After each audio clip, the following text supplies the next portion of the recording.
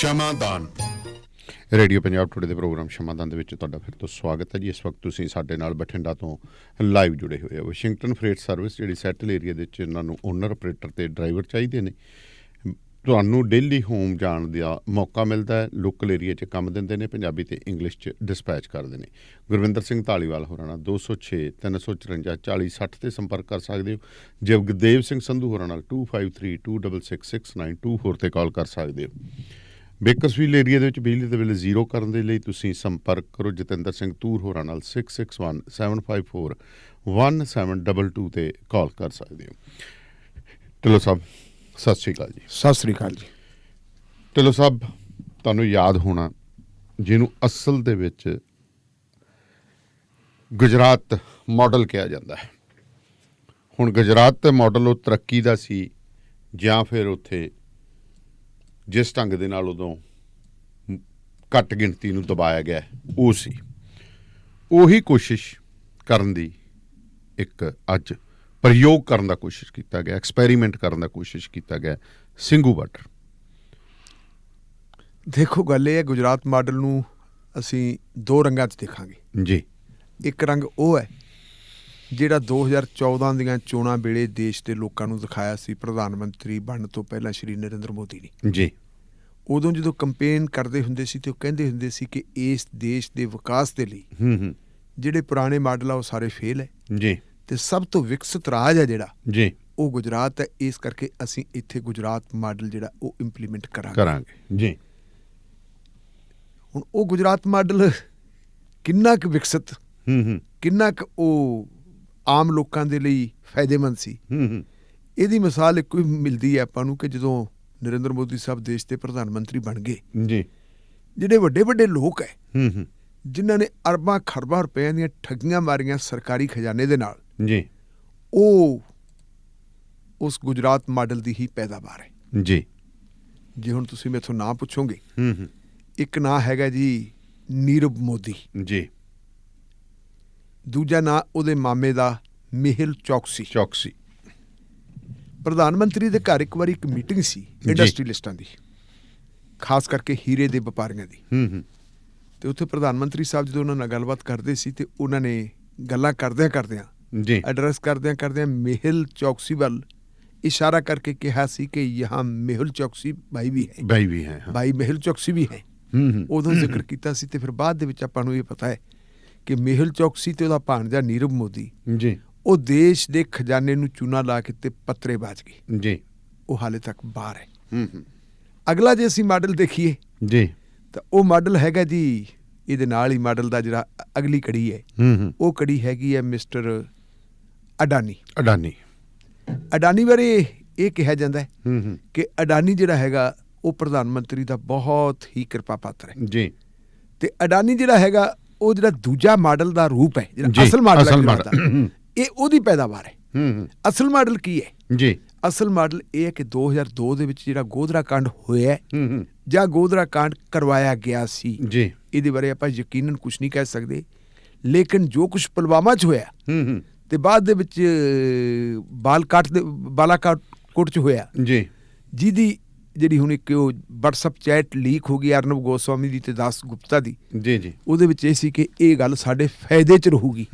ਉਹ ਕੀਤਾ ਕਿ ਕਰਵਾਇਆ ਗਿਆ ਜੀ। ਉਹਦੇ ਨਾਲ ਜੋੜ ਕੇ ਦੇਖੀਏ ਤਾਂ ਫਿਰ ਕਈ ਕਿਸਮ ਦੇ ਸ਼ੰਕੇ ਪੈਦਾ ਹੁੰਦੇ ਆ। ਉਦੋਂ ਮੁਸਲਮਾਨਾਂ ਨੂੰ ਬਹੁਤ ਵੱਡੇ ਪੱਧਰ ਦੇ ਉੱਤੇ ਜਿਹੜਾ ਹੈਗਾ ਉੱਥੇ ਸਬਕ ਸਿਖਾਇਆ ਗਿਆ।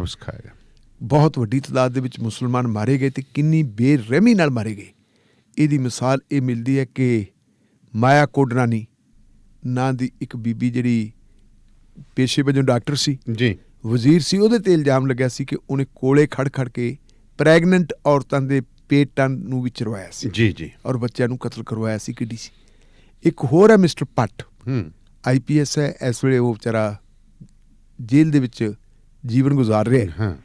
ਉਹ ਉਸ ਵੇਲੇ ਇੰਟੈਲੀਜੈਂਸ ਦੇ ਵਿੱਚ ਨੌਕਰੀ ਕਰਦਾ ਸੀ ਜੀ। ਉਹਦਾ ਮੰਨਣਾ ਇਹ ਸੀ ਕਿ ਨਰਿੰਦਰ ਮੋਦੀ ਸਾਹਿਬ ਦੇ ਦਫ਼ਤਰ ਦਾ ਜਾਂ ਪ੍ਰਧਾਨ ਮੰਤਰੀ ਮੁੱਖ ਮੰਤਰੀ ਸਾਹਿਬ ਦਾ ਹੁਕਮ ਸੀ ਜੀ ਕਿ ਗੁੱਬਗਵਾਟ ਹਿੰਦੂ ਭਾਈਚਾਰੇ ਨੂੰ ਕੱਢ ਲੈਣ ਦਿਓ।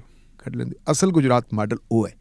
ਤੇ ਹੁਣ ਉਸ ਮਾਡਲ ਦੀ ਜਿਹੜੀ ਮੈਂ ਕਿਹਾ ਜਿਹੜੀ ਨੀਰਵ ਮੋਦੀ ਆਪਣੇ ਤੁਹਾਡੇ ਅਡਾਨੀ ਸਾਹਿਬ ਉਹਦੀ ਪੈਦਾਵਾਰ ਕਿਵੇਂ ਹੈ ਜੀ, ਕਿਉਂਕਿ ਉਹ ਤੋਂ ਬਾਅਦ ਜਿਹੜੀ ਇਹਨਾਂ ਦਾ ਇੱਕ ਕਮਰਸ ਹੁੰਦਾ, ਇੱਕ ਚੈਂਬਰ ਬਣਿਆ ਹੁੰਦਾ ਇੰਡਸਟਰੀਜ਼ ਵਾਲਿਆਂ ਦਾ, ਉਹ ਚੈਂਬਰ ਦੀ ਮੀਟਿੰਗ ਹੋਈ ਤੇ ਉਹਨਾਂ ਨੇ ਕਿਹਾ ਵੀ ਐਡੇ ਵੱਡੇ ਪੱਧਰ ਦੇ ਉੱਤੇ ਜਿਹੜੀ ਹੈਗੀ ਹੈ ਇੱਕ ਭਾਈਚਾਰੇ ਦਾ ਕਤਲੇਆਮ ਹੋਇਆ ਜੀ, ਮਜ਼ਦੂਰਾਂ ਦੀ ਕਮੀ ਪਊ ਔਰ ਇਹਦੇ ਤੇ ਜਿਹੜੀ ਹੈਗੀ ਇਨਵੈਸਟਮੈਂਟ ਦਾ ਵੀ ਰੌਲਾ ਪੈਣਾ ਗੁਜਰਾਤ ਦੇ ਵਿੱਚ, ਤੇ ਸਾਨੂੰ ਇਹਦੀ ਨਿਖੇਧੀ ਕਰਨੀ ਚਾਹੀਦੀ ਹੈ।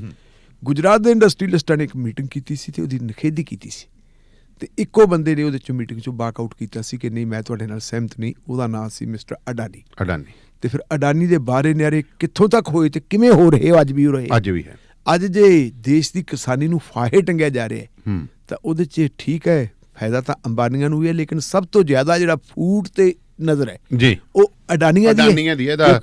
ਮੈਂ ਆਪਾਂ ਦਿੱਲੀ ਗਏ ਤੇ ਦਿੱਲੀ ਇਹਦੇ ਫਿਊਚਰ ਜਿਹੜਾ ਉਹ ਫੋਰਚੂਨ ਕੇ ਫਿਊਚਰ ਜਿਹੜਾ ਆਟਾ ਉਹਦੀ ਐਡ ਹੀ ਚੱਲੀ ਜਾਂਦੀ ਹੈ ਕਈ ਉਹ ਐਡ ਚੱਲੀ ਜਾਂਦੀ ਹੈ। ਜੇ ਆਪਾਂ ਦੇਖੀਏ ਤਾਂ ਜਿਹੜੀਆਂ ਹੁਣ ਸਾਈਲੋ ਵੱਡੇ ਪੱਧਰ ਤੇ ਲੱਗ ਰਹੇ ਆ, ਜਿਹੜੀਆਂ ਲਾਈਨਾਂ ਸਪੈਸ਼ਲ ਲਾਈਨਾਂ ਕੱਢੀਆਂ ਜਾ ਰਹੀਆਂ, ਉਹ ਇਹਦੇ ਵਾਸਤੇ ਕੱਢੀਆਂ ਜਾ ਰਹੀਆਂ। ਸੋ ਇਹ ਕੁਛ ਹੈ, ਜਿਵੇਂ ਹੁਣ ਤੁਸੀਂ ਕਹਿੰਦੇ ਕਿ ਨਵਾਂ ਤਜਰਬਾ ਕਰਨ ਦਾ ਯਤਨ ਕੀਤਾ, ਤੇ ਉਹ ਕੀਤਾ ਫਿਰ ਗਾਜ਼ੀਪੁਰ ਦੇ ਬਾਰਡਰ ਤੇ ਕੀ ਹੋਇਆ ਕਿ ਜਿਹੜੀਆਂ 26 ਜਨਵਰੀ ਨੂੰ ਕੁਛ ਨਾਖੁਸ਼ਗਵਾਰ ਘਟਨਾਵਾਂ ਵਾਪਰੀਆਂ, ਤੇ ਮੈਂ ਉਹਨਾਂ ਨੂੰ ਘਟਨਾਵਾਂ ਵਾਪਰਨ ਵਾਲੀ ਗੱਲ ਨਹੀਂ ਕਹਿ ਸਕਦਾ, ਜਿਹੜੀ ਸਾਜ਼ਿਸ਼ ਨੂੰ ਅਮਲੀ ਰੂਪ ਦਿੱਤਾ ਗਿਆ, ਜਿਹੜੀ ਯੋਜਨਾਬੱਧ ਤਰੀਕੇ ਨਾਲ ਤਿਆਰ ਕੀਤੀ ਹੋਈ ਸਾਜ਼ਿਸ਼ ਸੀ ਉਹਨੂੰ ਅਮਲੀ ਰੂਪ ਦਿੱਤਾ ਗਿਆ। ਉਹਦਾ ਨਤੀਜਾ ਹੋਇਆ ਕਿ ਕਿਸਾਨ ਭਾਈਚਾਰੇ ਦੇ ਵਿੱਚ ਨਿਰਾਸ਼ਾ ਆਈ ਤੇ ਨਿਰਾਸ਼ਾ ਦਾ ਨਤੀਜਾ ਇਹ ਹੋਇਆ ਕਿ ਕੁਝ ਲੋਕ 26 ਜਨਵਰੀ ਵਾਸਤੇ ਆਏ ਸੀ, ਉਹ ਵਾਪਸ ਚਲੇ ਗਏ। ਉਹ ਤਾਂ ਆਉਣਾ ਹੀ ਸੀ, ਉਹਨਾਂ ਨੇ ਤਾਂ ਆਉਣਾ ਸੀ, ਖਾਲੀ ਟਰੈਕਟਰਾਂ ਵਾਲੇ ਜਾਣਾ ਸੀ, ਕੁਝ ਹੋਰ ਲੋਕ ਵੀ ਵਾਪਸ ਚਲੇ ਗਏ। ਇਹਨਾਂ ਨੇ ਵਧੀਆ ਇੱਕ ਤਰੀਕਾ ਕੱਢਿਆ ਕਿ ਇਹਨਾਂ ਨੂੰ ਹੁਣ ਸਬਕ ਸਿਖਾਇਆ ਜਾਵੇ ਜੀ, ਕਿਉਂਕਿ ਉਰਲੇ ਪਾਸੇ ਹਰਿਆਣੇ ਦੀ ਸਰਹੱਦ ਲੱਗਦੀ ਹੈ ਸਿੰਘੂ ਤੇ ਟਿੱਕਰੀ ਬਾਰਡਰ, ਤੇ ਹਰਿਆਣੇ ਦੀ ਜਿਹੜੀ ਕਿਸਾਨ ਲਹਿਰ ਆ ਉਹ ਬਹੁਤ ਇਸ ਵੇਲੇ ਪ੍ਰਚੰਡ ਰੂਪ ਧਾਰਨ ਕਰ ਰਿਹਾ। ਹਰਿਆਣੇ ਤੋਂ ਪਹਿਲਾਂ ਉਹਨੇ ਕਿਹਾ ਵੀ ਯੂਪੀ ਵਾਲੇ ਪਾਸੇ ਕਰਕੇ ਦੇਖੀਏ, ਕਿਉਂਕਿ ਉੱਥੇ ਗਿਣਤੀ ਵੀ ਘੱਟ ਸੀ ਤੇ ਉੱਥੇ ਮੁੱਖ ਮੰਤਰੀ ਕਹਿੰਦੇ ਬੜਾ ਮਜ਼ਬੂਤ ਹੈ, ਉਹ ਸਿਆਹ ਨੂੰ ਸਫੈਦ ਕਰਕੇ ਦਿਖਾ ਸਕਦਾ ਤੇ ਸਫੈਦ ਨੂੰ ਸਿਆਹ ਕਰਕੇ ਦਿਖਾ ਸਕਦਾ। ਉਹਨੂੰ ਫਿਰ ਕਿਹਾ ਵੀ ਆਪਾਂ ਇੱਥੇ ਕੁਛ ਕਰੀਏ, ਤੇ ਨਾਲ ਫਿਰ UAPA ਦੇ ਕੇਸ ਵੀ ਰਜਿਸਟਰ ਕਰ ਲਏ ਰਕੇਸ਼ ਟਕੈਤ ਦੇ ਖਿਲਾਫ, ਕਰਕੇ ਸਾਰਾ ਕੁਛ ਤੇ ਪ੍ਰਬੰਧ ਕਰਕੇ ਕੱਲ ਸ਼ਾਮੀ ਉਹਨਾਂ ਦਾ ਜਿਹੜਾ ਹੈਗਾ ਪਾਣੀ ਦੀ ਸਪਲਾਈ ਕੱਟਤੀ ਜੀ, ਪਹਿਲਾਂ ਬਿਜਲੀ ਦੀ ਸਪਲਾਈ ਕੱਟਤੀ ਸੀ, ਬੈਂਕੇ ਬੁਰੇ ਹਾਲ ਤੇ ਬੈਂਕੇ ਦਿਹਾੜੇ, ਇਹ ਸਥਿਤੀ ਉਹਨਾਂ ਦੀ ਬਣ ਗਈ।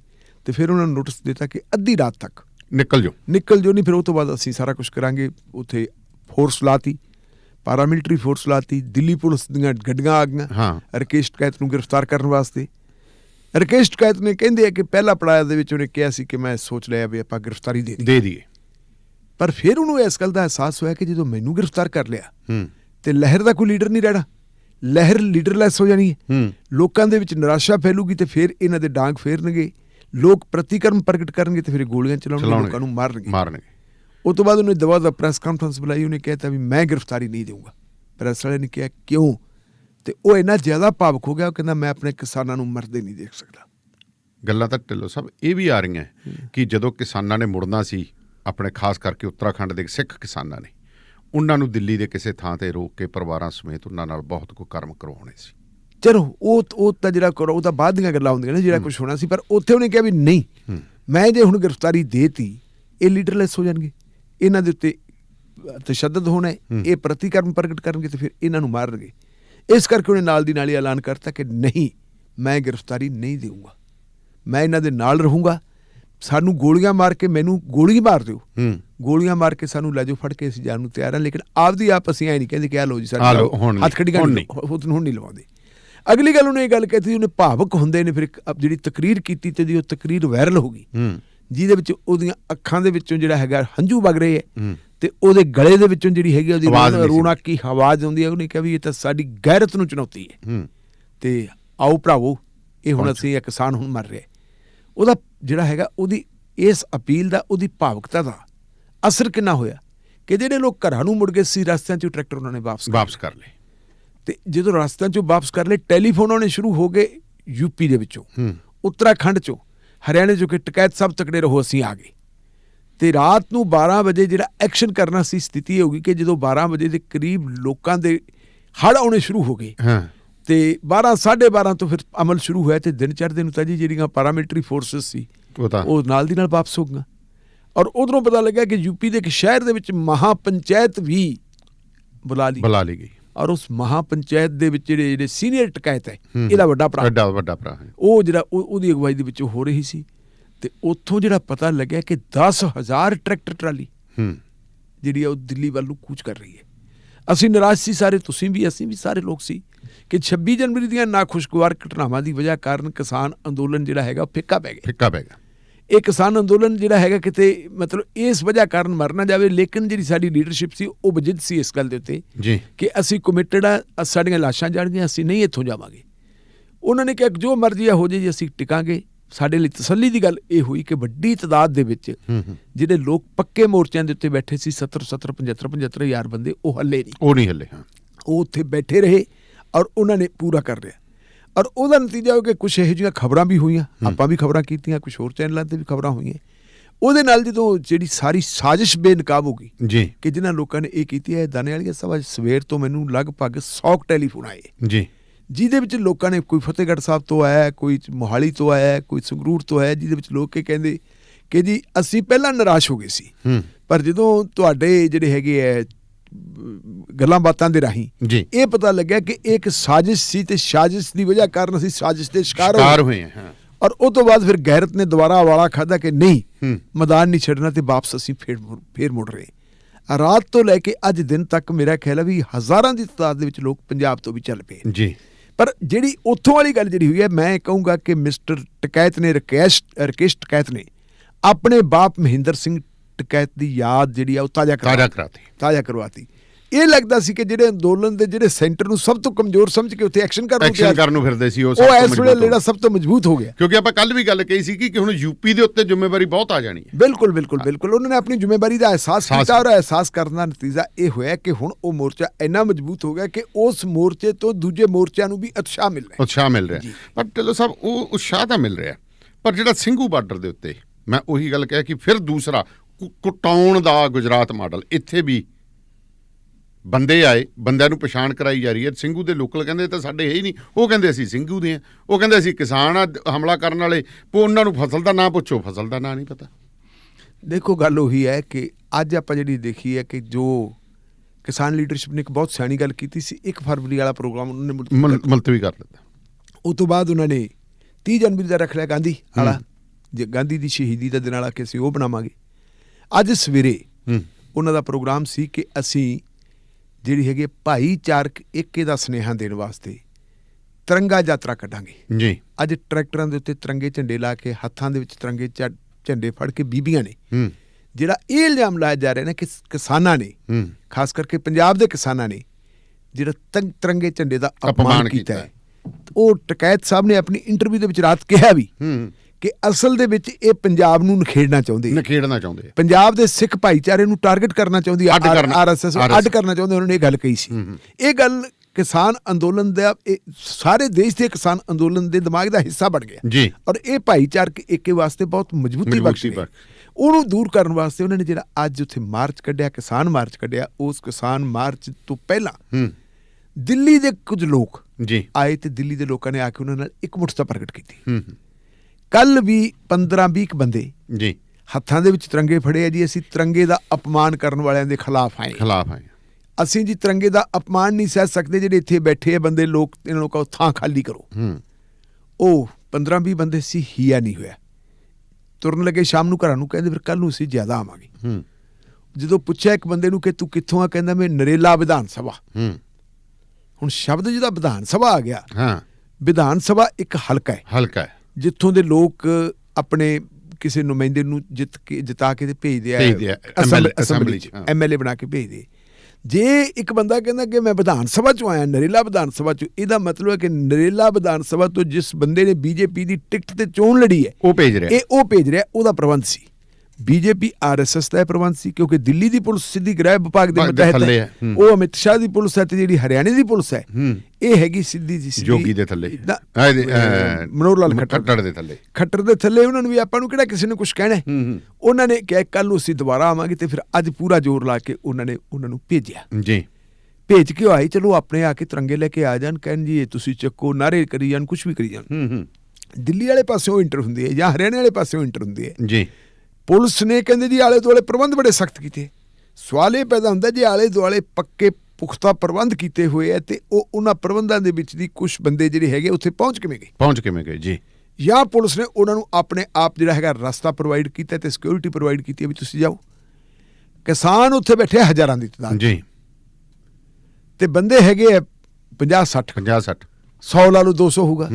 50-60-200 ਬੰਦਿਆਂ ਦੀ ਹਿੰਮਤ ਕਿਵੇਂ ਪੈ ਜੂਗੀ ਕਿ ਇੰਨੇ ਬੰਦਿਆਂ ਨੂੰ ਪੈ ਜਾਣਾ, ਉਹ ਇੰਨੇ ਬੰਦਿਆਂ ਦੇ ਉੱਤੇ ਪੱਥਰਾਂ ਨਾਲ ਹਮਲਾ ਕਰਨ। ਉਹਨਾਂ ਨੇ ਪੱਥਰਬਾਜ਼ੀ ਸ਼ੁਰੂ ਕਰਤੀ।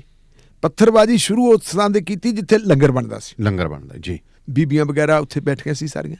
ਖੈਰ ਉਹਨਾਂ ਨੇ ਕਿਹਾ ਕੋਈ ਗੱਲ ਨਹੀਂ, ਆਓ ਤੁਸੀਂ ਕਰ ਲਓ ਜਿਹੜਾ ਕੁਛ ਕਰ ਰਹੇ। ਉਹਨਾਂ ਨੇ ਆਪਣੀ ਪੱਥਰਬਾਜ਼ੀ ਕੀਤੀ। ਕਿਸਾਨ ਜਿਹੜੇ ਹੈਗੇ ਬਿਲਕੁਲ ਸ਼ਾਂਤ ਰਹੇ ਜੀ। ਇਹ ਵੀ ਖਬਰਾਂ ਆ ਰਹੀਆਂ ਕਿ ਕੁਝ ਕਿਸਾਨਾਂ ਦੀਆਂ ਦਸਤਾਰਾਂ ਵੀ ਲੈ ਗਈਆਂ, ਫਿਰ ਵੀ ਉਹ ਸ਼ਾਂਤ ਰਹੇ। ਜਦੋਂ ਕਿਸਾਨਾਂ ਦੇ ਅੰਦਰ ਪੱਥਰ ਮਾਰਨੇ ਸ਼ੁਰੂ ਕਰਤੇ, ਕੁਛ ਨੇ ਫਿਰ ਰਿਟੈਲੀਏਟ ਵੀ ਕੀਤਾ ਜੀ। ਉਹਨਾਂ ਨੇ ਉਹੀ ਪੱਥਰ ਚੱਕ ਕੇ ਬਾਹਰ ਚਲਾ ਕੇ ਮਾਰੇ ਉਹਨਾਂ ਵੱਲ। ਉਹਨਾਂ ਨੂੰ ਸੱਟ ਮਾਰਨ ਵਾਸਤੇ ਨਹੀਂ ਮਾਰੇ, ਕਿਉਂਕਿ ਪੁੱਛਰੇ ਹੋਏ ਸੀ। ਜਦੋਂ ਉਹ ਅਵਾ ਤਵਾ ਬੇਪਰਵਾਹ ਹੋ ਕੇ ਮਾਰੀ ਜਾਂਦੇ ਸੀ, ਉੱਥੇ ਆਲੇ ਦੁਆਲੇ ਪਾਰਾਮਿਲਟਰੀ ਫੋਰਸ ਵੀ ਬੈਠੀ ਹੈ ਜੀ। RAF CRP ਦਾ ਰੈਪਿਡ ਐਕਸ਼ਨ ਫੋਰਸ ਹੈ, CRPF ਹੈ, BSF ਦੇ ਕੁਛ ਲੋਕ ਵੀ ਬੈਠੇ ਹੋਣਗੇ। ਜੋ ਵੀ ਹੈ ਪਾਰਾਮਿਲਟਰੀ ਫੋਰਸ ਜਿਹੜੀਆਂ ਨੀਮ ਫੌਜੀ ਦਲ ਕਹਿੰਦੇ ਆਪਾਂ, ਉਹ ਬੈਠੇ। ਇਹਨਾਂ ਨੇ ਜਿਹੜੇ ਹੈਗੇ ਆ ਉਹ ਡਲੇ ਮਾਰਨੇ ਜੋ ਸ਼ੁਰੂ ਕਰਤੇ ਤੇ ਉਹ ਉਹਨਾਂ ਦੇ ਪਾਰਾਮਿਲਟਰੀ ਫੋਰਸਿਸ ਦੇ ਕੁਝ ਜਵਾਨਾਂ ਨੂੰ ਲਾ ਕੇ ਜੀ। ਜਿਹੜੇ ਜਵਾਨ ਕਿਸਾਨਾਂ ਮਜ਼ਦੂਰਾਂ ਦੇ ਬੱਚੇ, ਫੌਜ ਦੇ ਵਿੱਚ ਪੁਲਿਸ ਦੇ ਵਿੱਚ ਜਿਹੜੇ ਭਰਤੀ ਹੋਣ ਵਾਲੇ ਛੋਟੇ ਰੈਂਕਾਂ ਦੇ ਉੱਤੇ ਟਾਟੇ ਬਾਟੇ ਅਦਾਨੀਆਂ ਵਾਲੇ ਉਹਨਾਂ ਦੇ ਨਹੀਂ ਭਰਦੇ। ਉਹਨਾਂ ਤੋਂ ਭਰਤੀ ਹੋਣ ਦੀ ਲੋੜ ਨਹੀਂ, ਕਿਉਂਕਿ ਬਾਕੀ ਭਰਤੀ ਕੀਤੀ ਵੀ ਫੌਜ ਉਹਨਾਂ ਦੇ ਸਾਰੀ ਉਹਨਾਂ ਦੇ ਹੱਕ 'ਚ ਹੀ ਹੈ। ਇਹ ਲੋਕ ਜਿਹੜੇ ਹੈਗੇ ਆਮ ਉਹ ਹੈ ਜਿਨ੍ਹਾਂ ਨੇ ਆਪਣੀ ਤੇ ਆਪਣੇ ਪਰਿਵਾਰਾਂ ਦਾ ਪੇਟ ਪਾਲਣ ਵਾਸਤੇ ਜਿਹੜੇ ਔਖੇ ਸਮਿਆਂ 'ਚ ਔਖੀਆਂ ਡਿਊਟੀਆਂ ਕਰਦੇ, ਉਹ ਮੁੰਡੇ ਕੁੜੀਆਂ ਵਿਚਾਰੇ ਉਹ ਖੜੇ। ਜੇ ਹੁਣ ਕਿਸੇ ਸਾਥੀ ਦੇ ਉੱਤੇ ਹਮਲਾ ਹੋ ਜਾਏ, ਦਾਨੇ ਵਾਲੀ ਸਭ ਆਪਣੇ ਕਿਸੇ ਸਟਾਫ ਮੈਂਬਰ ਤੇ ਹਮਲਾ ਹੋ ਜਾਏ, ਆਪਾਂ ਕਿਵੇਂ ਬਰਦਾਸ਼ਤ ਕਰਾਂਗੇ? ਕਿਉਂਕਿ SSP ਦਾ ਹੁਕਮ ਹੋਊਗਾ ਕਿ ਇਹਨਾਂ ਬੰਦਿਆਂ ਨੂੰ ਇੱਜ਼ਤ ਮਾਣ ਦੇਣੀ ਹੈ। ਉਹ ਦਿੱਲੀ ਵਾਲੇ ਕਮਿਸ਼ਨਰ ਦਾ ਹੋ ਸਕਦਾ ਹੈ, SSP ਦਾ ਹੋ ਸਕਦਾ ਹੈ, ਮੈਂ ਕਹਿੰਦਾ ਉਹ ਹੋ ਸਕਦਾ ਹੈ। ਜਿਹੜੀ ਪੁਲਿਸ ਦਾ ਬੜਾ ਖੁੱਲ੍ਹ ਕੇ ਗੱਲਾਂ ਕਰ ਰਹੇ ਸੀ ਨਾ, ਬਾਹਾਂ ਪਾ ਕੇ ਵਿੱਚ ਖੜੇ ਨੇ, ਤਿਲਕ ਲੱਗੇ ਨੇ, ਉਹਨਾਂ ਦੇ ਸਾਰਾ ਕੁਝ ਨਜ਼ਰ ਆ ਰਿਹਾ। ਹਾਂ, ਪਰ ਪਾਰਾਮਿਲਟਰੀ ਫੋਰਸ ਦੇ ਜੋ ਬੰਦੇ ਜਿਹੜੇ ਜ਼ਖਮੀ ਕੋਲ, ਤਾਂ ਫਿਰ ਸੈਂਟਰਲ ਕਮਾਂਡ ਆ ਉਹਨਾਂ ਕੋਲ। ਥੱਲੇ ਤੱਕ ਜਦੋਂ ਆਰਡਰ ਆਊਗਾ ਉਦੋਂ ਤੱਕ ਬੜਾ ਕੁਝ ਹੋ ਜੂ। ਉਹਨਾਂ ਨੇ ਫਿਰ ਚੰਗੀ ਕਹਿੰਦੇ ਜੀ ਸੇਵਾ ਵੀ ਕੀਤੀ ਹੈ ਜੀ। ਮੈਂ ਜਿੰਨਾ ਕੁ ਮੈਨੂੰ ਪਤਾ ਲੱਗਿਆ ਉਹਨਾਂ ਨੇ ਆਪਦੀ ਸੇਵਾ ਕੀਤੀ ਹੈ। ਤੇ ਇਸ ਕਿਸਮ ਦੇ ਜਿਹੜੇ ਪਹਾੜੇ ਦੇ ਟੱਟੂ ਆ ਫਿਰ ਬਹੁਤ ਲੰਬਾ ਸਮਾਂ ਖੜਦੇ ਨਹੀਂ ਹੁੰਦੇ। ਚੰਗੀ ਫਿਰ ਪਰੇਡ ਪਰੂਡ ਹੋਣ ਤੋਂ ਬਾਅਦ ਕਹਿੰਦੇ ਆ ਵੀ ਹੁਣ ਮਾਮਲਾ ਟਿਕਿਆ, ਪਰ ਕੁਛ ਕਹਿੰਦੇ ਆ ਬੰਦੇ ਜ਼ਖਮੀ ਵੀ ਹੋਏ। ਜ਼ਖਮੀ ਤਾਂ ਹੋਏ, ਦੋਨਾਂ ਪਾਸਿਆਂ ਤੋਂ ਜ਼ਖਮੀ ਹੋਏ। ਆਪਣੇ ਫੋਰਸ ਦੇ ਬੰਦੇ ਵੀ ਜ਼ਖਮੀ ਹੋਏ, ਪੱਧਰਵੀ ਵੀ ਜ਼ਖਮੀ ਹੋਏ। ਪੋਸੀਬਿਲਿਟੀ ਇਹ ਵੀ ਹੈ ਕਿ ਕਿਸਾਨਾਂ ਦੇ ਵਿੱਚੋਂ ਵੀ ਜਿਨ੍ਹਾਂ ਦੇ ਡਲੇ ਵੱਜੇ ਉਹ ਵੀ ਜ਼ਖਮੀ ਹੋਏ ਨੇ। ਉਹ ਡਿਟੇਲ ਤਾਂ ਆਪਾਂ ਨੂੰ ਲੱਗੇਗੀ ਕੱਲ੍ਹ ਤੱਕ ਪਤਾ ਲੱਗੂ ਵੀ ਕੀ ਕੁਛ ਹੋਇਆ।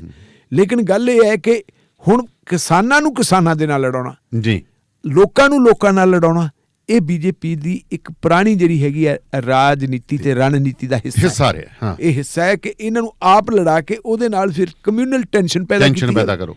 ਇਹ ਕਰੋਗੇ ਕਿਉਂਕਿ ਇਹ ਇਧਰਲੇ ਪਾਸੇ ਜਿਹੜੇ ਸਿੰਘੂ ਤੇ ਟਿਕਰੀ ਤੇ ਪੰਜਾਬ ਦੇ ਲੋਕ ਬੈਠੇ ਹੈ, ਪੰਜਾਬ ਦੇ ਪ੍ਰਤੀ ਨਫ਼ਰਤ ਕਰਕੇ, ਪੰਜਾਬ ਦੇ ਕਿਸਾਨਾਂ ਪ੍ਰਤੀ, ਪੰਜਾਬ ਦੇ ਸਿੱਖਾਂ ਪ੍ਰਤੀ ਨਫ਼ਰਤ ਕਰਕੇ ਸਾਰੇ ਦੇਸ਼ ਦੇ ਲੋਕਾਂ ਦਾ ਜਿਹੜਾ ਹੈਗਾ ਪੰਜਾਬ ਤੇ ਗਲਬਾ ਸਿੱਟਦੇ ਮਨ ਜਿੱਤਣ ਵਾਸਤੇ ਕਿ ਪੰਜਾਬੀ ਗੜਬੜ ਕਰਦੇ, ਇੱਕ ਤੀਰ ਦੇ ਨਾਲ ਕਈ ਨਿਸ਼ਾਨੇ ਕਰਦੇ ਆ। ਪੰਜਾਬੀਆਂ ਨੂੰ ਇਸਤੇਮਾਲ ਵੀ ਕਰਦੇ, ਪੰਜਾਬੀਆਂ ਤੋਂ ਵਹਿਬਤਾਂ ਕਰਵਾਉਣ ਵਾਸਤੇ ਉਹਨਾਂ ਨੂੰ ਇਸਤੇਮਾਲ ਵੀ ਕੀਤਾ। ਉਹਨਾਂ ਨੂੰ ਇਸਤੇਮਾਲ ਕੀਤਾ, ਪਤਾ ਹੀ ਆਪਣੇ ਸਾਹਮਣੇ ਜੋ ਕੁਝ ਜਿਹੜੇ ਬੰਦੇ ਇਸਤੇਮਾਲ ਹੋਏ, ਇਸਤੇਮਾਲ ਕਰਕੇ ਤੇ ਉਹਨਾਂ ਨੂੰ ਖਲਨਾਇਕ ਬਣਾ ਕੇ ਬਾਕੀ ਸਾਰੀ ਜਿਹੜੀ ਹੈਗੀ ਦੇਸ਼ ਦੀ ਜਨਤਾ ਦੇ ਸਾਹਮਣੇ ਪੇਸ਼ ਕਰਨਾ, ਤੇ ਫਿਰ ਜਨਤਾ ਦੀ ਉਹਨਾਂ ਪ੍ਰਤੀ ਨਫ਼ਰਤ ਪੈਦਾ ਕਰਕੇ ਆਪਣੇ ਲਈ ਹਮਾਇਤ ਹਾਸਲ ਕਰਨਾ। ਇਹ ਇਹਨਾਂ ਦੀ ਕੂਟਨੀਤੀ ਤੇ ਇਹਨਾਂ ਦੀ ਰਣਨੀਤੀ ਹੈ। ਜੀ ਬਿਲਕੁਲ ਢਿੱਲੋਂ ਸਾਹਿਬ। ਤੇ ਹੁਣ ਗੱਲ ਕਰੀਏ ਤਾਂ ਦਿੱਲੀ ਹਿੰਸਾ ਜਿਹੜੀ ਆ ਸਾਰੀ ਆਪਾਂ ਗੱਲਬਾਤ ਕੀਤੀ ਹੈ। ਜਿਹੜੇ ਕਿਸਾਨ ਆਗੂ ਨੇ, ਆਪਾਂ ਕਿਸਾਨ ਆਗੂਆਂ ਦੀ ਗੱਲ ਕਰਦੇ ਹਾਂ, ਦੂਜਿਆਂ ਦੀ ਨਹੀਂ, ਉਹਨਾਂ ਤੇ ਲੁੱਕ ਆਊਟ ਨੋਟਿਸ ਜਾਰੀ ਕਰ ਦਿੱਤਾ। ਇਹ ਕੀ ਦੱਸੋ ਵੀ ਬਾਹਰ ਭੱਜਣ ਲੱਗੇ? ਦੇਖੋ ਗੱਲ ਇਹ ਹੈ ਕਿ ਪਹਿਲਾਂ ਤਾਂ ਕਿਸਾਨਾਂ ਨੂੰ ਨੋਟਿਸ ਦਿੱਤਾ, ਜਿਨ੍ਹਾਂ ਕਿਸਾਨਾਂ ਨੇ 5 ਗੇੜ ਦੀ ਮੀਟਿੰਗ ਦੇ ਦੌਰਾਨ ਇੱਕ ਰੂਟ ਤੈਅ ਕੀਤਾ ਸੀ ਜੀ।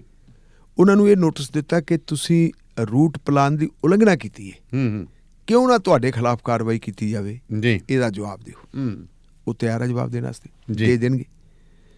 ਫਿਰ 37 ਕਿਸਾਨਾਂ ਨੂੰ ਬਾਈ ਨੇਮ ਜੀ, ਜਿਹੜੀ ਉੱਥੇ ਹਿੰਸਾ ਹੋਈ ਹੈ ਉਹਦੇ ਵਿੱਚ ਮੁਜਰਮ ਬਣਾਇਆ, FIR ਉਹਨਾਂ ਦੇ ਖਿਲਾਫ ਦਰਜ ਕੀਤੀ ਹੈ ਬਾਈ ਨੇਮ। 37 ਹੋ ਗਏ। ਇੱਕ ਉਹਨਾਂ ਦੇ ਖਿਲਾਫ ਹੋਰ ਕਾਰਵਾਈ ਕੀਤੀ ਹੈ ਜੀ, ਉਹ LOC ਲੁੱਕ ਆਊਟ ਸਰਕੂਲਰ ਕਹਿੰਦੇ ਜੀ। ਲੁੱਕ ਆਊਟ ਸਰਕੂਲਰ ਦਾ ਮਤਲਬ ਕੀ ਹੁੰਦਾ ਹੈ? ਵੀ ਬੰਦਾ ਵਿਦੇਸ਼ ਨਾ ਭੱਜੇ, ਕਿ ਬੰਦਾ ਵਿਦੇਸ਼ ਨਾ ਭੱਜੇ। ਤੇ ਲੁੱਕ ਆਊਟ ਸਰਕੂਲਰ ਕਿਹਦੇ ਵਾਸਤੇ ਇਸਤੇਮਾਲ ਕੀਤਾ ਜਾਂਦਾ? ਅੱਤਵਾਦੀਆਂ ਦੇ ਖਿਲਾਫ, ਦੇਸ਼ ਧਰੋਹੀਆਂ ਦੇ ਖਿਲਾਫ ਜਿਹੜੇ ਲੋਕ ਵੱਡੇ ਜੁਰਮਾਂ ਦੇ ਵਿੱਚ ਲੋੜੀਦੇ ਹੈ, ਉਹ ਕਿਤੇ ਕਾਨੂੰਨ ਦਾ ਸਾਹਮਣਾ ਕਰਨ ਦੇ ਬਜਾਏ ਕਾਨੂੰਨ ਤੋਂ ਭਗੌੜੇ ਨਾ ਹੋ ਜਾਣ, ਉਹਨਾਂ ਦੇ ਖਿਲਾਫ। ਜਿਨ੍ਹਾਂ ਨੇ ਆਰਥਿਕ ਅਪਰਾਧ ਕੀਤੇ ਹੈ, ਦੇਸ਼ ਦੇ ਮਾਲ ਖਜ਼ਾਨਿਆਂ ਨੂੰ ਚੂਨਾ ਲਾਇਆ, ਉਹਨਾਂ ਦੇ ਖਿਲਾਫ। ਇਹਦੇ ਤੇ ਕਿਸਾਨਾਂ ਨੇ ਕੀ ਕੀਤਾ ਜੀ? ਕਿਸਾਨ ਤਾਂ ਆਪਣੇ ਹੱਕ ਮੰਗਣ ਵਾਸਤੇ ਗਏ ਹੈ ਕਿ ਜਿਹੜੇ ਤੁਸੀਂ 3 ਕਾਨੂੰਨ ਬਣਾਉਣੇ ਆ ਸਾਨੂੰ ਤਬਾਹ ਕਰ ਦੇਣਗੇ। ਇਹਨਾਂ ਕਾਨੂੰਨਾਂ ਦੀ ਸਾਨੂੰ ਲੋੜ ਨਹੀਂ, ਸਾਡੀ ਤਾਂ ਕਦੇ ਮੰਗ ਹੀ ਹੈ ਨਹੀਂ ਸੀ ਜੀ। ਸਾਨੂੰ ਪੁਰਾਣਾ ਸਿਸਟਮ ਰਹਿਣ ਦਿਓ ਤੇ ਸਾਨੂੰ MSP ਹੈ ਜਿਹੜੀ ਉਹ ਯਕੀਨੀ ਬਣਾਉਣ ਵਾਸਤੇ ਕਾਨੂੰਨੀ ਹੱਕ ਦੇ ਦਿਓ। ਉਹਨਾਂ ਦੀ ਡਿਮਾਂਡ ਤਾਂ ਇਹ ਹੈ, ਨਿੱਕੀਆਂ ਮੋਟੀਆਂ ਡਿਮਾਂਡਸ ਹੋਰ ਵੀ ਹੈਗੀਆਂ। ਉਹਨੂੰ ਮੰਨਣ ਦੀ ਬਜਾਏ ਉਹ ਜਦੋਂ ਉਹਨਾਂ ਦੇ ਨਾਲ ਸਖਤੀ ਉਹਨਾਂ ਨੂੰ ਦਿੱਲੀ ਦੇ ਵਿੱਚ ਇੰਟਰ ਨਹੀਂ ਹੋਣ ਤਾਂ ਧਰਨਾ ਮਾਰਨ ਵਾਸਤੇ ਆ ਰਹੇ ਸੀ ਜੀ। ਉਹ ਜਿੱਥੇ ਉਹਨਾਂ ਨੂੰ ਰੋਕਿਆ ਉੱਥੇ ਹੋਰ ਰੁਕ ਕੇ ਤੇ ਵਿਚਾਰੇ ਬੈਠੇ ਹੈ। ਉਹ ਪੀਸਫੁਲ ਹੈ। ਜੋ ਕੁਛ ਲਾਲ ਕਿਲ੍ਹੇ ਦੇ ਵਿੱਚ ਹੋਇਆ ਉਹ ਕਿਸਾਨਾਂ ਨੇ ਨਹੀਂ ਕੀਤਾ। ਇਹ ਗੱਲ ਸਾਬਤ ਹੋ ਗਈ ਹੈ, ਸਪਸ਼ਟ ਹੋ ਗਈ ਹੈ, ਸਾਰਾ ਕੁਝ ਹੋ ਗਿਆ। ਪਤਾ ਲੱਗਿਆ ਕਿ ਇਹ ਅਸਲ ਦੇ ਵਿੱਚ ਕਿਸਾਨਾਂ ਨੂੰ ਬਦਨਾਮ ਕਰਾਉਣ ਵਾਸਤੇ ਮਿੱਥੀ ਹੋਈ ਸਾਜ਼ਿਸ਼ ਦਾ ਹੀ ਹਿੱਸਾ ਸੀ। ਕੱਲ ਪ੍ਰੋਫੈਸਰ ਅਵਿਨਾਸ਼ ਸਿੰਘ ਨੇ ਬੜੀਆਂ ਡਿਟੇਲ ਨਾਲ ਕਈ ਗੱਲਾਂ ਦੱਸੀਆਂ ਢਿੱਲੋਂ ਸਾਹਿਬ ਵੀ ਕਿਵੇਂ ਉਹਨਾਂ ਬੰਦਿਆਂ ਨੂੰ ਉਡੀਕ ਕਰਕੇ ਤੇ ਟਰੈਕਟਰ ਵੀ ਮੌਜੂਦ ਸੀ ਕਹਿੰਦੇ ਪਹਿਲਾਂ ਖੜੇ ਉਹਨਾਂ ਨੂੰ ਅੱਗੇ ਲੈ ਕੇ ਜਾਣ ਲਈ। ਹਾਂ ਉਹ ਸਾਰਾ ਤਿਆਰੀ ਜੋ ਸੀ ਮੁਕੰਮਲ ਉਹਦੇ ਮੁਤਾਬਕ ਹੀ ਕੀਤੀ ਸੀ। ਚਲੋ ਤਾਂ ਇਹ ਜਿਹੜਾ ਹੁਣ ਇਹਦੇ ਤੇ ਜਿਹੜੇ ਲੁੱਕਆਊਟ ਨੋਟਿਸ ਜਾਰੀ ਕਰਤੇ ਜੀ, ਉਹਦੇ ਤੇ ਜਿਹੜਾ ਪਹਿਲਾ ਪ੍ਰਤੀਕਰਮ ਹੈ ਅਜੇ ਕਿਸਾਨਾਂ ਦਾ ਪ੍ਰਤੀਕਰਮ ਤਾਂ ਨਹੀਂ ਉਵੇਂ ਆਇਆ ਸੀ ਜੀ। ਇਹਦੇ ਤੇ ਪੰਜਾਬ ਦੇ ਮੁੱਖ ਮੰਤਰੀ ਕੈਪਟਨ ਅਮਰਿੰਦਰ ਸਿੰਘ ਦਾ ਹੈ। ਅਮਰਿੰਦਰ ਸਿੰਘ ਕਹਿੰਦਾ ਵੀ ਇਹਨਾਂ ਚੋਂ ਮੇਹੁਲ ਚੌਕਸੀ ਕੌਣ ਹੈ, ਨੀਰਵ ਮੋਦੀ ਕੌਣ ਹੈ, ਵਿਜੇ ਮਾਲੀਆ ਕੌਣ ਹੈ, ਲਲਿਤ ਮੋਦੀ ਕੌਣ ਹੈ? ਜਿਹੜੇ ਲੋਕ ਹਜ਼ਾਰਾਂ ਲੱਖਾਂ ਕਰੋੜ ਰੁਪਏ ਦਾ ਅਰਬਾਂ ਦਾ ਚੂਨਾ ਲਾ ਕੇ ਦੇਸ਼ ਦੇ ਵਿੱਚੋਂ ਭੱਜ ਗਏ ਜੀ, ਉਹਨਾਂ ਦਾ ਤੁਸੀਂ ਰੋਕਿਆ ਨਹੀਂ। ਉਹਨਾਂ ਦੇ ਬਾਰੇ LOC ਨਹੀਂ ਜਾਰੀ ਕੀਤਾ ਜੀ। ਜਦੋਂ ਪਤਾ ਸੀ ਕਿ ਉਹਨਾਂ ਨੇ ਐਡੀਆਂ ਹੇਰਾਫੇਰੀ ਕਰ ਲਈ, ਕਿਸੇ ਨੇ LOC ਨਹੀਂ ਜਾਰੀ ਕੀਤਾ। ਕਿੱਧਰ ਗਿਆ ਤੁਹਾਡਾ ਇਨਕਮ ਟੈਕਸ, ਕਿੱਧਰ ਗਈ ਤੁਹਾਡੀ ED, ਕਿੱਧਰ ਗਈ ਤੁਹਾਡੀ NIA ਤੇ ਕਿੱਧਰ ਗਈ ਤੁਹਾਡੀ CBI? ਉਹ ਬੰਦੇ ਵਿਦੇਸ਼ਾਂ 'ਚ ਜਾ ਕੇ ਬੈਠੇ। ਉਹਨਾਂ ਨੂੰ ਵਾਪਸ ਲਿਆਉਣ ਵਾਸਤੇ ਜਾਂ ਵਾਪਸ ਲਿਆਉਣ ਦੇ ਡਰਾਮੇ ਦੇ ਨਾਂ ਥੱਲੇ ਜੀ ਜਿਹੜਾ ਉੱਥੇ ਅਦਾਲਤਾਂ ਦੇ ਵਿੱਚ ਕੇਸ ਚੱਲ ਰਿਹਾ, ਉਹਨਾਂ ਕੇਸਾਂ ਦੇ ਉੱਤੇ ਜਿਹੜਾ ਪੈਸਾ ਲੱਗ ਰਿਹਾ ਉਹ ਕਿਸੇ ਦੀ ਜੇਬ 'ਚੋਂ ਨਹੀਂ ਲੱਗ ਰਿਹਾ, ਉਹ ਵੀ ਸਰਕਾਰੀ ਖਜ਼ਾਨੇ 'ਚੋਂ ਲੱਗ ਰਿਹਾ। ਅੰਨਦਾਤਾ ਜਿਹੜਾ ਦੇਸ਼ ਦਾ ਢਿੱਡ ਭਰਦਾ ਹੈ ਉਹ ਆਪਣੇ ਬੱਚਿਆਂ ਦੀ ਖਾਤਰ ਆਪਣੀਆਂ ਆਉਣ ਵਾਲੀਆਂ ਨਸਲਾਂ ਦੀ ਬਰਬਾਦੀ ਨੂੰ ਰੋਕਣ ਵਾਸਤੇ ਅੰਦੋਲਨ ਕਰ ਰਿਹਾ ਜੀ। ਅੰਦੋਲਨ ਉਹਨਾਂ ਦਾ ਪੀਸਫੁਲ ਹੈ ਤੇ ਉਹਦੇ ਖਿਲਾਫ ਜਿਹੜੇ ਤੁਸੀਂ ਇਹ ਲੁੱਕਆਊਟ ਸਰਕੂਲਰ ਜਾਰੀ ਕੀਤੇ ਹੈ ਕਿਸ ਖੁਸ਼ੀ ਦੇ ਵਿੱਚ ਕੀਤੇ ਹੈ ਇਹਦਾ ਦੱਸ ਦਿਓ। ਇਹ ਜਿਹੜਾ ਪ੍ਰਤੀਕਰਮ ਪੰਜਾਬ ਦੇ ਮੁੱਖ ਮੰਤਰੀ ਨੇ ਪ੍ਰਗਟ ਕੀਤਾ ਹੈ ਔਰ ਮੇਰੇ ਖਿਆਲ ਮੁਤਾਬਕ ਜਿਸ ਢੰਗ ਦੀ ਉਹਨੇ ਲੈਂਗੁਏਜ ਇਸਤੇਮਾਲ ਕੀਤੀ ਹੈ, ਮੇਰੀ ਤਾਂ ਰਾਤ ਸੀਨੀਅਰ ਪੱਤਰਕਾਰ ਨਾਲ ਗੱਲ ਹੋ ਰਹੀ ਸੀ ਅੰਗਰੇਜ਼ੀ ਅਖਬਾਰ ਦੇ ਨਾਲ ਜੀ। ਉਹ ਮੈਨੂੰ ਕਹਿੰਦਾ ਵੀ ਭਾਰਤ ਦੇ ਚੀਫ ਮਿਨਿਸਟਰਾਂ ਦੇ ਵਿੱਚੋਂ ਜੇ ਕੋਈ ਅੱਖਾਂ 'ਚ ਅੱਖਾਂ ਪਾ ਕੇ ਮਤਲਬ ਇਸ ਕਿਸਮ ਦੀ ਸਟੇਟਮੈਂਟ ਦੇ ਸਕਦਾ ਜੀ, ਕਿਉਂਕਿ ਦੁੱਖ ਦੀ ਰਗ ਤੇ ਹੱਥ ਲਾਇਆ ਜਾਂਦਾ ਨਾ ਜਦੋਂ ਮੇਹੁਲ ਚੌਕਸੀ, ਨੀਰਵ ਮੋਦੀ, ਲਲਿਤ ਮੋਦੀ, ਵਿਜੇ ਮਾਲੀਆ ਜਿਹੜੇ ਇਹ ਨਾ ਆਉਂਦੇ। ਕਿਉਂਕਿ ਵਿਜੇ ਮਾਲੀਆ ਤਾਂ ਜਦੋਂ ਗਿਆ ਤਾਂ ਅਰੁਣ ਜੇਤਲੀ ਸਾਹਿਬ ਨਾਲ ਹੱਥ ਮਿਲਾ ਕੇ ਗਿਆ ਸੀ ਪਾਰਲੀਮੈਂਟ ਦੇ ਵਿੱਚ, ਮੈਂ ਮੇਲ ਮਿਲਾ ਕੇ ਕਰਕੇ ਚੱਲਿਆ। ਉਹਨਾਂ ਦੇ ਖਿਲਾਫ ਕੋਈ ਕਾਰਵਾਈ ਨਹੀਂ ਤੇ ਇਹਨਾਂ ਦੇ ਖਿਲਾਫ ਤੁਸੀਂ ਕਾਰਵਾਈ ਕਰਦੇ। ਇਹਦੇ ਤੋਂ ਪਤਾ ਲੱਗਦਾ ਕਿ ਅਸਲ ਦੇ ਵਿੱਚ ਇਹ ਦਹਿਸ਼ਤ ਜਦਾ ਕਰਨ ਵਾਸਤੇ ਜੀ ਕਿ ਕਈ ਕੁਛ ਦਾ ਇਸ ਤਰ੍ਹਾਂ ਕਰ ਦਿਓ, ਡੰਬਰ ਬਣਾ ਦਿਓ। ਉਹ ਬੰਦੇ ਨੂੰ ਉਹ ਗੱਲ ਜਿਵੇਂ ਆਪਾਂ ਕਹਿ ਦਿੰਦੇ ਆ ਵੀ ਡਰਾ ਕੇ ਦੇਖ ਘੇਰ ਘੇਰਨ ਦੀ ਜਿਹੜੀ ਹੈ ਮਤਲਬ ਇਹਨੂੰ ਆਪਾਂ ਕਹਾਂਗੇ ਅਮਿਤ ਸ਼ਾਹ ਪਾਲਿਸੀ। ਇਹ ਗੁਜਰਾਤ ਅਮਿਤ ਸ਼ਾਹ ਪਾਲਿਸੀ। ਅਮਿਤ ਸ਼ਾਹ ਨੇ ਜਿਹੜੀ ਮੀਟਿੰਗ ਬੁਲਾਈ ਆਪਦੇ ਘਰੇ, ਜਿਹੜੀਆਂ ਉੱਥੇ ਹਦਾਇਤਾਂ ਦਿੱਤੀਆਂ ਉਹਨਾਂ ਹਦਾਇਤਾਂ ਦੀ ਪਾਲਣਾ ਕਰ ਰਹੇ। ਮੈਨੂੰ ਅਫਸੋਸ ਹੈ ਦਾਨਿਆ ਸਾਹਿਬ ਜੀ ਕਿ ਦੇਸ਼ ਦਾ ਗ੍ਰਹਿ ਮੰਤਰੀ ਉਹ ਥਾਣੇਦਾਰ ਵਾਲਾ ਕੰਮ ਕਿਉਂ ਕਰਦਾ? ਹਜੇ ਢਿੱਲੋਂ ਸਾਹਿਬ ਫਿਰ ਪ੍ਰਧਾਨ ਮੰਤਰੀ ਕਿਹੜਾ ਫਿਰ ਕੀ ਕਹਿੰਦੇ ਆ, ਫਿਰ ਸਿੱਧੀ ਗੱਲ ਕਹੋਗੇ ਵੀ ਕਿਹੜੇ ਕੰਮ, ਉਹ ਵੀ ਤਾਂ ਫਿਰ ਨਹੀਂ। ਇਹ ਕੰਮ ਤਾਂ ਜਿਹੜਾ ਹੋਮ ਸੈਕਟਰੀ ਹੈ, DGP ਲੈਵਲ ਦੇ ਜਿਹੜੇ ਅਫੀਸਰ ਆ ਉਹਨੂੰ ਕਹੇ ਤੁਸੀਂ ਸਥਿਤੀ ਨੂੰ ਕੰਟਰੋਲ ਕਰੋ। ਗੱਲ ਖਤਮ ਹੋਈ, ਮੀਟਿੰਗ ਤੂੰ ਲੈ ਰਿਹਾ। ਕਿਉਂਕਿ ਇੱਕ ਤਾਂ ਅਖਬਾਰਾਂ 'ਚ ਖਬਰਾਂ ਛਪ ਗਈਆਂ ਕਿ ਜਿਹੜਾ ਕੁਝ ਹੋ ਰਿਹਾ ਹੈ ਜੋ ਗ੍ਰਹਿ ਮੰਤਰੀ ਨੇ ਹਦਾਇਤਾਂ ਦਿੱਤੀਆਂ ਉਹਦੇ ਅਕਾਰਡਿੰਗਲੀ ਹੋ ਰਿਹਾ। ਇਹਦਾ ਮਤਲਬ ਹੈ ਜੇ ਗ੍ਰਹਿ ਮੰਤਰੀ ਥਾਣੇਦਾਰੀ ਕਰਨ ਲੱਗ ਗਿਆ ਤੇ ਕੱਲ ਨੂੰ ਕਿਸਾਨ ਫਿਰ ਜਾ ਕੇ ਫਰਿਆਦ ਕਿਹਦੇ ਕੋਲ ਕਰਨਗੇ? ਕਿਹਦੇ ਕੋਲ ਕਰਨਗੇ? ਸੁਣ ਲਓ, ਕਿਉਂਕਿ ਥਾਣੇਦਾਰ ਤਾਂ ਉਹ ਆਪ ਹੈ। ਆਮ ਸਿਸਟਮ ਦੀ ਜਿਹੜੀ ਹੁਣ ਦੂਜੀ ਗੱਲ ਕੀ ਹੈ ਕਿ ਇਹ ਕੱਟ ਕਿਉਂ ਹੋ ਰਹੇ, ਇਹ ਬੇਚੈਨੀ ਕਿਉਂ ਹੈ? ਜੇ ਮੰਨ ਲਓ ਆਪਾਂ ਵੀ ਜੇ ਲੋਕ ਕੁਛ ਲਾਲ ਕਿਲੇ ਤੇ ਵੀ ਚਲੇ ਗਏ, ਕੁਛ ਤਾਂ ਚਲੋ ਜਦ ਸਾਨੂੰ ਤਾਂ ਬਦਨਾਮ ਕਰਨ ਵਾਸਤੇ ਇਕੱਲੇ ਨਿਸ਼ਾਨ ਸਾਹਿਬ ਦਾ ਹਵਾਲਾ ਕੀਤਾ, ਕੁਝ ਲੋਕਾਂ ਨੂੰ ਭੇਜਿਆ ਗਿਆ ਆਪਦੀ ਆਪੇ ਗੜਬੜ ਕਰਨ ਉਹਨਾਂ ਦੇ ਉੱਤੇ ਲਾਠੀ ਚਾਰਜ ਕਰਨ ਵਾਸਤੇ। ਮੰਨ ਲਓ ਕਿ ਜੇ ਕੋਈ ਆਪਦੀ ਮਰਜ਼ੀ ਨਾਲ ਵੀ ਚਲੇ ਗਏ, ਇਹ ਲੋਕ ਕਾਨੂੰਨ ਨੂੰ ਹੱਥ ਕਦੋਂ ਲੈਂਦੇ? ਉਸ ਵੇਲੇ ਜਦੋਂ ਸਿਸਟਮ ਫੇਲ ਹੋ ਜਾਂਦਾ ਹੈ। ਤੇ ਸਿਸਟਮ ਉਦੋਂ ਫੇਲ ਹੁੰਦਾ ਹੈ ਜਦੋਂ ਜਿਹੜੇ ਸ਼ਾਸਕ ਹੈ ਸਾਜ਼ਿਸ਼ਾਂ 'ਚ ਪੈ ਜਾਣ ਜਾਂ ਸ਼ਾਸਕ ਹੈ ਜਿਹੜੇ ਰਾਜ ਕਰਨ ਵਾਲੇ ਬੰਦੇ ਹੈ, ਰਾਜ ਕਰਨ ਵਾਲੇ ਬੰਦੇ ਨਿੱਕੀਆਂ ਜਿਹੜੀਆਂ ਹੈਗੀਆਂ ਜਿਹੜੀਆਂ ਵਹਿਬਤਾਂ ਉਹਨਾਂ ਦੇ ਵਿੱਚ ਪੈ ਜਾਣ। ਵੱਡੇ ਬੰਦੇ ਜਦੋਂ ਛੋਟੇ ਕੰਮ ਕਰਨ ਲੱਗ ਜਾਣ ਉਦੋਂ ਜਿਹੜਾ ਸਿਸਟਮ ਤਹਿਸ ਨਹਿਸ ਹੁੰਦਾ ਹੈ। ਤੇ ਹੁਣ ਸਾਡਾ ਸਿਸਟਮ ਇਸੇ ਕਰਕੇ ਜਿਹਨੂੰ ਅਸੀਂ ਕਹਿ ਸਕਦੇ ਹਾਂ ਕਿ ਲਕਵਾ ਮਾਰਿਆ ਹੋਇਆ, ਲਕਵੇ ਦਾ ਸ਼ਿਕਾਰ ਸਿਸਟਮ ਇਸੇ ਕਰਕੇ ਕਿਉਂਕਿ ਹਾਕਮ ਦਾ ਰੋਲ ਨਹੀਂ ਅਦਾ ਕਰ ਰਿਹਾ, ਮੁਨਸਬ ਦਾ ਰੋਲ ਨਹੀਂ ਅਦਾ ਕਰ ਰਿਹਾ। ਤੇ ਜਿਹੜਾ ਅਧਿਕਾਰੀ ਹੈ ਅਧਿਕਾਰੀ ਵਾਲਾ ਨਹੀਂ ਕਰ ਰਹੇ, ਉਹ ਤਾਂ ਜਿਹੜੇ ਹੈਗੇ ਆ ਆਪਾਂ ਕਹਿ ਸਕਦੇ ਪ੍ਰਾਈਵੇਟ ਨੌਕਰਾਂ ਵਾਂਗੂ ਕੰਮ ਕਰ ਰਹੇ ਜੀ। ਤੇ ਅੱਜ ਫਿਰ ਰਾਸ਼ਟਰਪਤੀ ਦਾ ਭਾਸ਼ਣ ਸੀਗਾ ਜੀ। ਪੰਜਾਬ ਦੀਆਂ ਵੀ ਸਾਰੀ ਹੁਣ ਤਾਂ ਵਿਰੋਧੀ ਪਾਰਟੀਆਂ ਦੇ ਵਿੱਚ ਨੇ, ਇਹਨਾਂ ਦਾ ਕੀ ਰੋਲ ਰਿਹਾ, ਦੂਜੇ ਸਟੇਟਾਂ ਦੀਆਂ ਵਿਰੋਧੀ ਪਾਰਟੀਆਂ ਦਾ ਕੀ ਰੋਲ ਰਿਹਾ ਅੱਜ? ਦੇਖੋ, ਜਿਹੜੀਆਂ ਖਬਰਾਂ ਆਈਆਂ ਕਿ 16 ਪਾਰਟੀਆਂ ਤਾਂ ਉਹ ਹੈ ਜੀ ਜਿਹੜੀਆਂ ਦਾ ਇੱਕ ਮਤਲਬ ਫਰੰਟ ਬਣਿਆ ਹੋਇਆ, ਔਰ ਇਹਨਾਂ ਪਾਰਟੀਆਂ ਦੀ ਅਗਵਾਈ ਕਰਦੀ ਹੈ ਕਾਂਗਰਸ ਪਾਰਟੀ ਤੇ NCP, ਨੈਸ਼ਨਲਿਸਟ ਕਾਂਗਰਸ ਪਾਰਟੀ। ਉਹਨਾਂ ਨੇ ਪਹਿਲਾਂ ਹੀ ਇਹ ਫੈਸਲਾ ਕਰ ਲਿਆ ਸੀ ਕਿ ਕਿਸਾਨਾਂ ਦੇ ਨਾਲ ਦਿੱਲੀ 'ਚ ਜੋ ਕੁਛ ਹੋਇਆ, ਲਾਲ ਕਿਲ੍ਹੇ ਵਿੱਚ ਜੋ ਕੁਛ ਹੋਇਆ, ਜਿਹੜਾ ਕਿਸਾਨਾਂ ਨੂੰ ਇਸ ਤਰ੍ਹਾਂ ਕੀਤਾ ਜਾ ਰਿਹਾ ਹੈ, ਇਹ ਸਰਾਸਰ ਸਰਕਾਰ ਦਾ ਧੱਕਾ ਹੈ ਤੇ ਇਹਦੇ ਖਿਲਾਫ ਜਿਹੜਾ ਹੈ ਅਸੀਂ ਪ੍ਰੋਟੈਸਟ ਕਰਾਂਗੇ ਜੀ। ਲੇਕਿਨ ਮੇਰੇ ਵਾਸਤੇ ਖੁਸ਼ੀ ਦੀ ਗੱਲ ਇਹ ਹੈ ਕਿ ਸ਼੍ਰੋਮਣੀ ਅਕਾਲੀ ਦਲ ਜਿਹੜਾ ਕਿਸੇ ਵੇਲੇ NDA ਦਾ ਹਿੱਸਾ ਸੀ, ਉਹ ਵੀ ਬਾਹਰ ਆ ਗਿਆ ਜੀ। ਉਹਨਾਂ ਨੇ ਵੀ ਕਹਿਤਾ ਜੀ ਅਸੀਂ ਬਾਈਕਾਟ ਦੇ ਵਿੱਚ ਆ। ਇੱਦਾਂ ਹੀ ਜੇ ਅਸੀਂ ਦੇਖੀਏ ਤਾਂ ਆਮ ਆਦਮੀ ਪਾਰਟੀ ਦਾ ਲੋਕ ਸਭਾ 'ਚ ਮੈਂਬਰ ਭਾਵੇਂ ਇੱਕ ਹੈ, ਲੇਕਿਨ ਰਾਜ ਸਭਾ 'ਚ ਉਹਨਾਂ ਦੇ ਮੈਂਬਰ ਤਿੰਨ ਹੈ। ਤਿੰਨਾਂ ਦੇ ਵਿੱਚੋਂ ਵੈਸੇ ਐਕਟਿਵ ਤਾਂ ਇੱਕੋ ਹੀ ਹੈ, ਬਾਕੀ ਤਾਂ ਹਾਜ਼ਰੀ ਲਾਉਣ ਵਾਲੀ ਹੈ ਉਹ ਤਾਂ। ਅੱਛਾ, ਇਹ ਤਿੰਨ ਉਹ ਵੀ ਆ ਗਏ ਜੀ। ਤੇ ਵੱਡੀ ਖੁਸ਼ੀ ਦੀ ਗੱਲ ਇਹ ਹੈ ਕਿ ਬਹੁਜਨ ਸਮਾਜ ਪਾਰਟੀ ਜਿਹਦੀ ਅਗਵਾਈ ਬੀਬੀ ਮਾਇਆਵਤੀ ਕਰਦੀ ਹੈ, ਉਹਦੀਆਂ ਖਬਰਾਂ ਵੀ ਆ ਰਹੀਆਂ ਕਿ ਉਹ ਵੀ ਆਪੋਜੀਸ਼ਨ ਦੇ ਨਾਲ ਆ ਗਈ। ਬਾਕੀ ਤੁਸੀਂ ਚੈੱਕ ਕਰ ਲਓ ਇਹ ਖਬਰ ਕਿ ਉਹ ਵੀ ਆਪੋਜੀਸ਼ਨ ਦੇ ਨਾਲ ਆ ਗਈ ਜੀ। ਤੇ ਮੇਰੀ ਸਮਝ ਇਹ ਬਣਦੀ ਹੈ ਕਿ ਜੇ ਆਪੋਜੀਸ਼ਨ ਨੇ ਰਾਸ਼ਟਰਪਤੀ ਦੇ ਭਾਸ਼ਣ ਦਾ ਬਾਈਕਾਟ ਕੀਤਾ ਹੈ ਜੀ, ਤਾਂ ਇਹਦਾ ਮਤਲਬ ਇਹ ਹੈ ਕਿ ਆਪੋਜੀਸ਼ਨ ਕਿਸਾਨਾਂ ਦੇ ਮੁੱਦੇ ਨੂੰ ਲੈ ਕੇ ਥੋੜੀ ਜਿਹੀ ਸੰਜੀਦਾ ਹੋਈ ਹੈ, ਔਰ ਇਸ ਮੁੱਦੇ ਨੂੰ ਠੀਕ ਤਰੀਕੇ ਦੇ ਨਾਲ ਉਹ ਲੋਕ ਸਭਾ ਦੇ ਵਿੱਚ ਉਠਾਊਗੀ, ਰਾਜ ਸਭਾ ਦੇ ਵਿੱਚ ਉਠਾਊਗੀ, ਪਾਰਲੀਮੈਂਟ ਦੇ ਦੋਨਾਂ ਸਦਨਾਂ 'ਚ ਉਠਾਊਗੀ। ਤੇ ਜੇ ਆਪੋਜੀਸ਼ਨ ਠੀਕ ਤਰੀਕੇ ਨਾਲ ਕੋਆਰਡੀਨੇਟ ਕਰਕੇ ਇੱਕ ਦੂਜੇ ਦੇ ਨਾਲ ਭਾਵੇਂ ਗਿਣਤੀ ਉਹਨਾਂ ਦੀ ਘੱਟ ਹੀ ਹੈ, ਉਹ ਠੀਕ ਤਰੀਕੇ ਦੇ ਨਾਲ ਉੱਥੇ ਇਹ ਮਾਮਲਾ ਰੱਖਣ ਤਾਂ ਸਰਕਾਰ ਨੂੰ ਐਕਸਪੋਜ਼ ਕੀਤਾ ਜਾ ਸਕਦਾ ਜੀ। ਕਿਉਂਕਿ ਅਸੀਂ ਜਿਹੜੇ ਕਿਸਾਨਾਂ ਦੇ ਉੱਤੇ ਲਾਠੀ ਚਾਰਜ ਹੁੰਦਾ, ਕਿਸਾਨ ਕੁਛ ਕਰਦੇ ਆ ਤੇ ਖਬਰ ਤਾਂ ਬਣਦੀ ਹੈ, ਲੇਕਿਨ ਪਾਰਲੀਮੈਂਟ ਦੇ ਵਿੱਚ ਜੇ ਪਾਰਲੀਮੈਂਟ ਦਾ ਕੋਈ ਮੈਂਬਰ ਬੋਲਦਾ ਹੈ, ਉਹ ਕੋਈ ਸਵਾਲ ਕਰਦਾ ਹੈ, ਸਰਕਾਰ ਉਹਦਾ ਉੱਤਰ ਕੀ ਦਿੰਦੀ, ਉਹ ਹਰ ਚੀਜ਼ ਉੱਥੇ ਖਬਰ ਹੈ ਜੀ, ਉਹਦੀ ਖਬਰ ਬਣਨੀ ਹੈ। ਤੇ ਇਹ ਇੱਕ ਮੇਰੇ ਖਿਆਲ ਮੁਤਾਬਕ ਸ਼ੁਭ ਸ਼ਗਨ ਹੈ। ਇਹ ਠੀਕ ਹੈ ਕਿ 26 ਜਨਵਰੀ ਦੀਆਂ ਘਟਨਾਵਾਂ ਦੀ ਵਜ੍ਹਾ ਕਾਰਨ ਕਿਸਾਨਾਂ ਨੇ ਆਪਣਾ ਜਿਹੜਾ ਹੈਗਾ 1 ਫਰਵਰੀ ਵਾਲਾ ਪ੍ਰੋਗਰਾਮ ਮੁਲਤਵੀ ਕਰ ਦਿੱਤਾ, ਜਿੱਥੇ ਉਹਨਾਂ ਨੇ ਆਪਣਾ ਸ਼ਕਤੀ ਪ੍ਰਦਰਸ਼ਨ ਕਰਨਾ ਸੀ।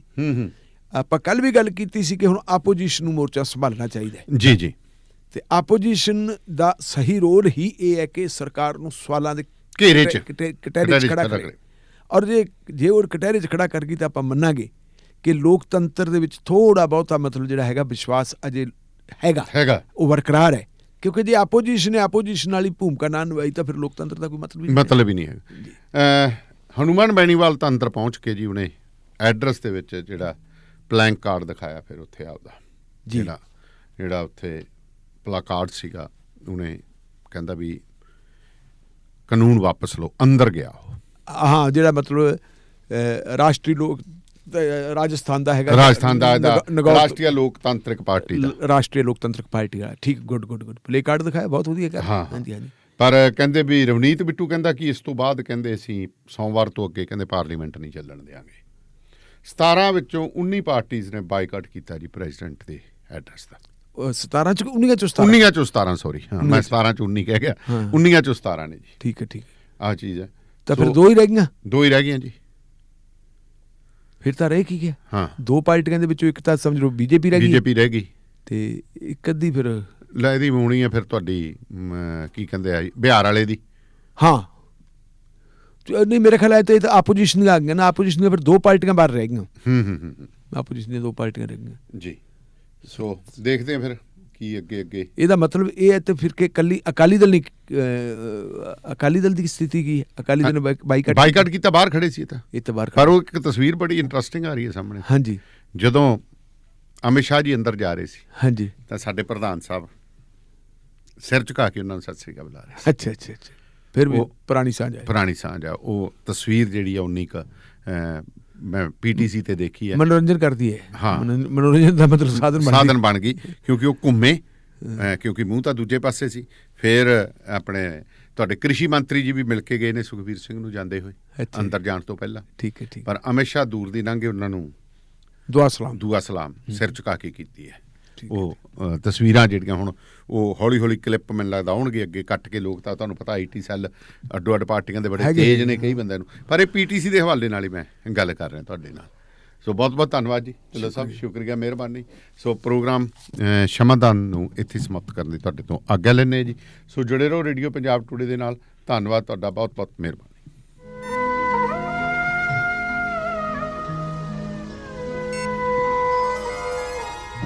ਸ਼ਮਾਦਾਨ।